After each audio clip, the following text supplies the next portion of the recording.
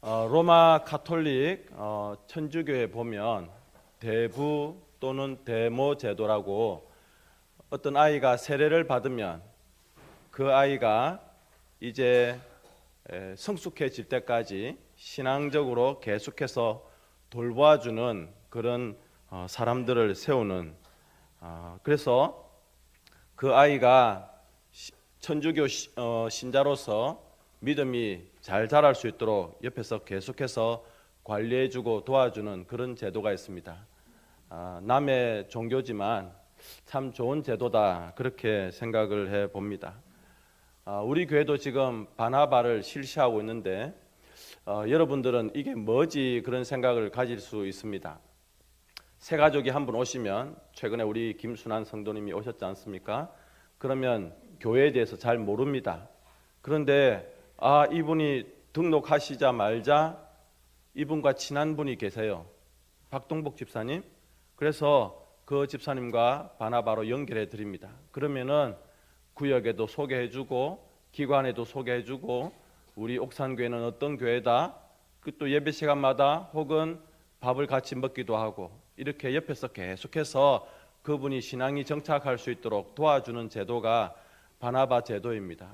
제가 여러분들에게 이분의 바나바가 되십시오라고 정해주시면 여러분들은 그분과 계속해서 연락하고 접촉해서 그분이 신앙적으로 여러 가지 교회 생활에 잘 정착할 수 있도록 도와주는 겁니다. 이 바나바 제도는 그림에 보시는 것처럼 미국 시카고에 교회를 하시는 김명남 목사님이 새신자가 교회에 잘 정착할 수 있도록 성경적으로 그렇게 프로그램을 하나 마련을 했는데 이것을 바나바 사역이라고 그렇게 이야기를 하는 것입니다.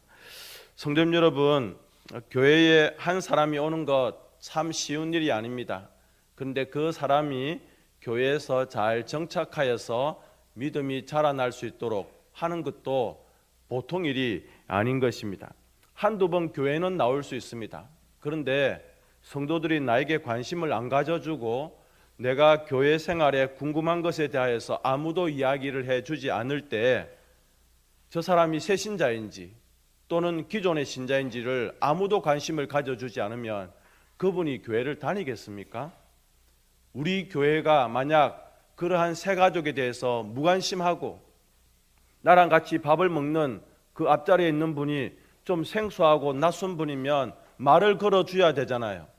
아무도 말을 걸어주지 않고 내가 예배 시간에 뭘 어떻게 해야 될지 잘 모르고 성경을 뭐 어떻게 찾아야 될지 왜 이렇게 일어나서 뭘 암송하는지 잘 모르는데 아무도 가르쳐주지 않으면 그분이 교회를 다니겠습니까? 차라리 절에 가고 차라리 천주교를 가지. 그러니까 여러분, 이렇게 바나바의 마음으로 그분을 잘 케어해주고 챙겨주는 것을 바나바 사역이라 한다는 것입니다. 그런데 현실적으로 오늘날 대부분의 사람들이 그냥 익명성을 요구하는 것 같고 남의 관심을 받고 싶지도 않고 남에게 관심을 주고 싶지도 아니하는 그런 요즘의 세태를 보는 것입니다. 교회가 뒷문을 잘 닫아야 될 텐데 그냥 뒷문으로 교회에 왔던 분들이 그냥 술술술 빠져나가는 겁니다. 관리를 잘 못해서 그냥 그렇게 성도가 될 수 있는 분들을 놓쳐버리는 안타까운 일들이 많이 있습니다. 여러분, 우리가 지금 체감을 하고 있지 않습니까? 한 사람 데려오기가 얼마나 힘든지요. 그런데 그렇게 온 사람들을 우리가 관리 못해서 그냥 놓쳐버리는 경우들을 얼마나 많이 보고 있는지. 자, 그러면 오늘 우리가 성경에서 바나바가 어떤 사람인가라고 하는 것을 살펴보면 좋겠는데요. 첫 번째로는 바나바는 사람을 살리고 사랑하는 사람이었다는 것입니다. 바나바는 교회 역사상 가장 훌륭한 인물이라고 할 수 있는 바울을 바울되게 하신 분입니다. 여기서 잠깐 제가 바울과 사울 이름을 번갈아서 사용하는데 원래의 이름은 사울이었습니다. 예수님을 만나기 전에는 사울이었습니다. 그런데 그가 예수님을 만나고 난 이후에 그는 바울이 된 것이에요. 똑같은 사람인데 이름이 바뀌었습니다. 혼돈하지 마시고 들으시면 좋겠습니다. 자, 그러면 이 바나바는 왜 바울을 바울 되게 했는가? 이 바나바는 굉장히 겸손한 사람이고 하나님의 일에, 교회의 일에 굉장히 헌신적인 사람이었습니다. 그런데 그가 바울을 만났습니다. 원래는 사울이죠. 그런데 이 사울은 교회를 핍박하는 사람이었습니다. 교회 다니는 사람, 나사렛 예수 팔을 완전히 끝장내려고 칼을 들었던 사람이 바로 이 사울이었습니다. 그런데 이 사울이 예수님을 핍박하고 교회를 핍박하기 위하여서 가다가 다메섹 도상에서 예수님을 만났습니다. 그리고 나서 그가 완전히 그 앞에서 거꾸러졌습니다. 그리고 그곳에서 예수님을 영접하고 하나님의 복음의 일에 헌신하는 사람이 되었습니다. 그런데 이 소문과 이 이야기를 예루살렘 사람들도 들었지만, 예루살렘 교회에 있는 사람들도 들었지만 믿지를 않았습니다. 왜? 그는 교회를 핍박하는 자였기 때문에. 그래서 사람들이 이 사울이 바울이 된 것에 대하여서, 그리고 그가 예수님을 만난 것에 대해서, 회심한 것에 대해서, 회개한 것에 대해서 도무지 마음에 받아들이지 아니하고 의심하고 그리고 신뢰하지를 않았던 것입니다. 그런데 이 바나바는 그 사울의 손을 잡고 예루살렘 교회에 가서 베드로와 요한과 이런 사도들을 만나게 했습니다. 사도들에게 그를 소개하고, 이 사람은 믿을 만한 사람입니다. 이 사람은 예수님을 만나서 완전히 새롭게 되었습니다. 여러분들은 의심하는 눈으로 바라보지 말고 이분을 진정으로 받아주십시오 라고 소개한 사람이 바로 바나바라고 하는 것입니다. 성도님 여러분, 오늘 성경에도 뭐라고 이야기하고 있습니까? 믿지 않아야 했다. 26절에 믿지 않았다. 사람들은, 특별히 예수님의 제자들조차도 교회를 핍박하던 이 사울이 예수님을 만났다는 것에 대하여서 믿지 않았다라고 이야기를 하고 있습니다. 당연합니다. 교회를 없애려고 했던 사람이 갑자기 예수님을 증거하는 전도자가 되었다는 이 이야기를 누가 쉽게 믿을 수가 있겠습니까? 그런데 그 바울을 예수님의 제자들에게 소개하고 예루살렘 교회에 소개하면서 그 바울이 복음의 일에 나설 수 있도록 결정적으로 도움을 준 사람이 바로 이 바나바인 것입니다. 성도님 여러분, 27절에 뭐라고 나와 있습니까? 적극적으로 이 바울이 사람들 앞에 나서서 복음을 전할 수 있는 일에 적극적으로 변호해주고 도움을 준 사람이 바로 이 바나바입니다. 27절, 바나바가 데리고 사도들에게 가서 그가 길에서 어떻게 주를 보았는지와 주께서 그에게 말씀하신 일과 다메섹에서 그가 어떻게 예수의 이름으로 담대히 말하였는지를 전하니라. 어떻게 예수님을 만났는지, 그리고 예수님께서 이 바울에게 하신 말씀이 무엇인지, 그리고 이렇게 담대하게 사람들 앞에서 내가 이제 예수 믿는 사람이 되었다고 말할 수 있는 이유가 무엇인지를 하나하나 이 바나바가 이야기를 해 주었다는 것입니다. 사울이 이야기한들 사람들이 믿겠습니까? 내가 변했다고 사람들에게 말한들 사람들은 잘 믿지를 않을 것입니다. 그러나 예루살렘 교회가 인정하는 바나바라고 하는 이 사람, 바나바는 사람들에게 인정받는 그런 괜찮은, 아니요, 굉장히 훌륭한 사람이었습니다. 그가 이야기하니 믿어주고 그가 이야기하니 신뢰가 되는 것이었습니다. 그래서 28절에 보면 이제 교회의 한 일원으로, 멤버로서 그렇게 환영을 받게 된 것입니다. 28절, 사울이 제자들과 함께 있어 예루살렘에 출입하며, 그렇습니다. 이제 한 가족이 된 것이고 한 교회의 일원이 된 것입니다. 또 29절에 보니까 담대하게 복음을 전했다라고 이야기하고 있습니다. 또 주 예수의 이름으로 담대히 말하고 헬라파 유대인들과 함께 말하며 변론하니. 전에는 이런 일을 상상도 할 수 없었습니다. 예수 믿는 사람들 잡아 감옥에 가두고 심지어는 죽이는 일에 앞장섰던 사람이 바로 이 바울이었습니다. 그런데 그가 이제는 완전히 바뀌어서 자기가 믿고 있는, 자기가 경험한 이 나사렛 예수를 사람들 앞에 증거하고 있는 것입니다. 여러분, 혹시 우리 교회는 어떨까요? 우리 교회는 성도들 사이에서 혹시 인정받지 못하는, 격려받지 못하는 그런 분은 혹시 있지 않습니까? 그러나 여러분, 그런 분이 혹시 계시다고 한다면 여러분들이 바나바가 되어 주십시오.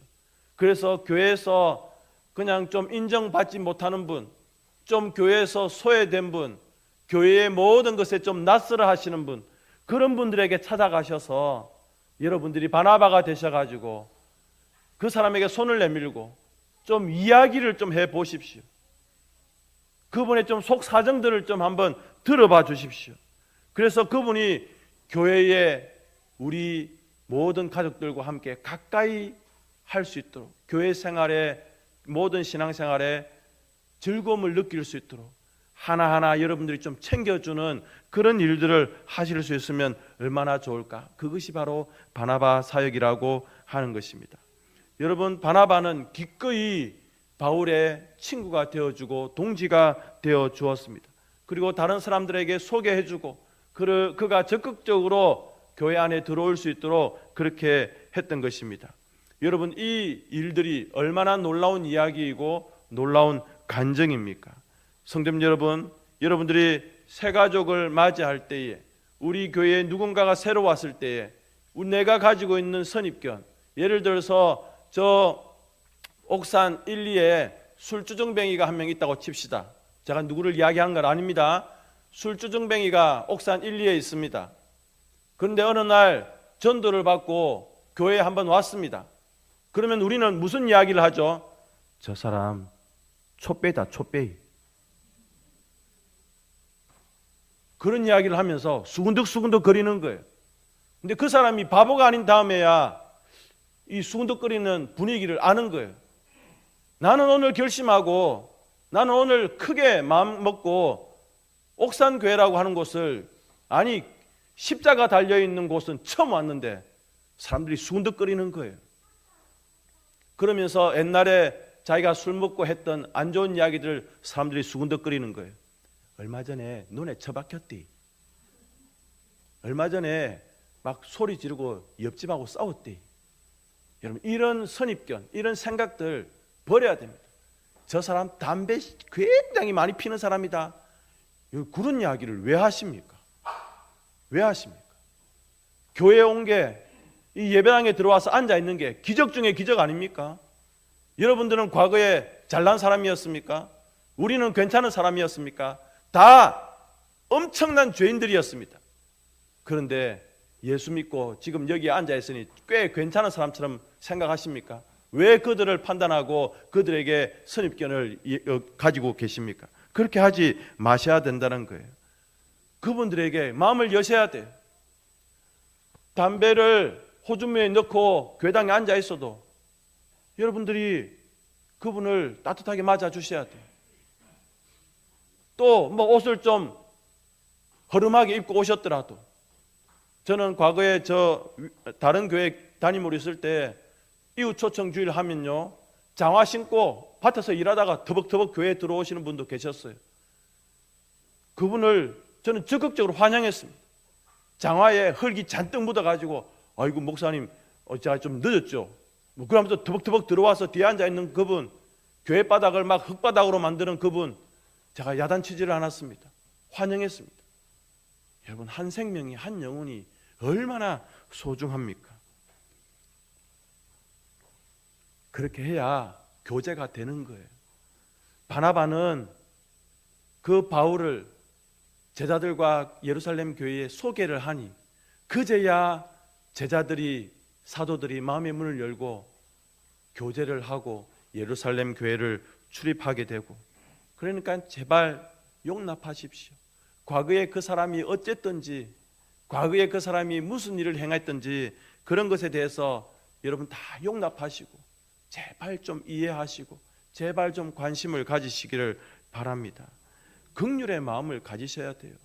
불쌍한 분들입니다. 너무너무 연약한 심령입니다.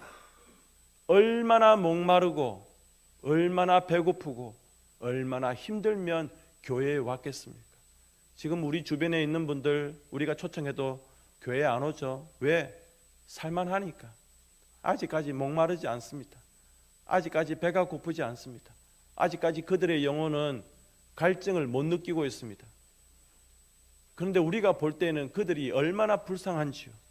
그래서 그들에 대해서 긍휼한 마음, 불쌍한 마음들을 가지셔야 되는 것입니다. 여러분, 오늘도 나와 옷깃을 스치고 지나가는 그분들, 얼마나 그분들이 불쌍한 영혼인지, 매일 스치고 지나가는 그 사람들이 뭐가 필요한 사람들인가요? 주님이 필요하신 사람들이다라고 하는 것입니다. 바울 되게 한 이 바나바의 이 사역, 이 헌신으로 말미암아 31절에 뭐라고 되어 있습니까? 교회가 평안하여 든든히 서갔다라고 되어 있습니다. 교회를 위협하고 교회를 공격하는 엄청난 방해들이 있었지만은 이 바나바의 사역, 그리고 바울의 회심, 그리고 그 바울을 받아들인 사도들과 교회의 일들로 인하여서 교회는 오히려 든든히 서갔다라고 되어 있는 것입니다. 여러분, 그렇습니다. 교회는 이처럼 서로의 마음을 열고 하나님의 성령으로 든든히 하나가 되어져야 되고 성령이 충만해야 되는 것입니다. 조금이라도 틈을 보이면 마귀가 얼마나 공격하는지 모릅니다. 저는 이번 한 주간에 그렇게 생각해 봤습니다. 지난 한 주간에 내가 왜 이렇게 갑자기 목이 가고 목감기가 들고 몸에 오한이 들었을까? 틈을 보이면 마귀는 놓치지 않습니다. 우리의 건강을 노리든지 어떻게 하든지. 교회가 옥상교회를 무너뜨리기 제일 쉬운 방법이 뭘까요? 김 목사를 건드리는 겁니다. 저의 어떤 연약한 육신을 건들든지 또 여러분의 어떤 것을 건들든지 해가지고 틈만 생기면 이 전도 축제와 추수감사의 분위기를 완전히 흐트러 버리려고 하는 것이죠. 그래서 서로 갈등하게 하고 무관심하게 하고 의심하게 하고 이렇게 미운 마음을 생기게 해서 교회를 무너지게 하는 것이 사탄의 최고의 전략입니다. 하나가 되려고 하는 성도들의 마음을 서로 의심하는 거예요. 저 바울이 진짜 회심했을까? 저 사람 맞는가? 저 사람이 왜 우리 교회에 왔지? 이런 여러 가지 생각들을 하게 하면서 교회를 무너뜨리려고 하는 교회의 틈을 우리가 막아내어야 되는 것입니다. 전에 한번 말씀드린 적이 있는 것 같은데요. 교회는 배가 있습니다. 배. 두 가지 배가 있습니다. 이 두 개의 배는 없어져야 됩니다. 한 가지는 따라 합시다. 오는가 배. 또 하나는요. 가는가 배. 이게 성도들이 가지고 있는 무관심의 두 배입니다. 이게 없어져야 되는 겁니다. 새신자가 와도 관심이 없어요. 그러다가 그 새신자가 좀 이렇게 좀 교회에 좀 어떻게 해보려고 하다가 아이고 이 교회가 영 그렇네 하고 그냥 가버리면 가는가 배. 유럽의 교회들의 큰 문제점 중에 하나가 뭐냐면 새신자들이 오는 것을 싫어하는 겁니다. 왜냐하면 교회 공동묘지가 몇 자리 안 남았는데 새신자가 오면 자기 자리 없어질까 봐 이 유럽에 있는 교인들은 새신자가 오는 것을 싫어한다는 이야기를 들은 적이 있습니다. 여러분, 우리 교회는 어떻게 해야 될까요? 서로 돌아보고 챙겨주고 관심을 가지고. 여러분, 부흥은요 막 대단한 일이 아닙니다. 일상적으로 우리가 이렇게 잘 챙겨주고 잘 돌아보면 그게 교회의 부흥이고 성장인 것입니다. 두 번째로는 오늘날 교회 안에 바나바와 같은 분들이 많아지셔야 된다라고 하는 것입니다. 교회는 우리가 작년에도 한 10여 명의 새가족들이 왔습니다. 올해도 한 10여 명 정도의 새가족들이 오시긴 오셨는데 등록은 안 하시고 계십니다. 그래서 제가 바나바를 못 붙여드리는 거예요. 그런데 한 10여 명 정도 되는 새 얼굴들이 지금 우리 교회에 출석하고 있습니다. 그런데 처음에 오면 서먹서먹합니다.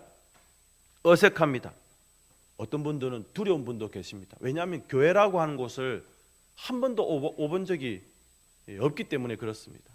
절에는 가봤는데 뭐 이렇게 손모으고 이런 것들은 해봤는데 이 교회를 처음 와본 분들은 많은 것이 힘듭니다.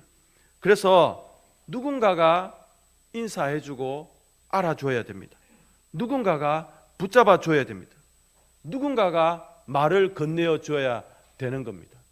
그래서 여러분, 새 가족, 새 신자가 교회에 오면 누가 나에게 말을 걸어주고 누가 나에게 인사해주고 누가 나를 챙겨주는 이 일이 얼마나 중요한지, 만약 이것을 우리가 안 하면 누가 그 사람이 교회에 남아있을 수 있고 그 사람이 예수님을 과연 믿을 수 있겠는가라고 하는 겁니다.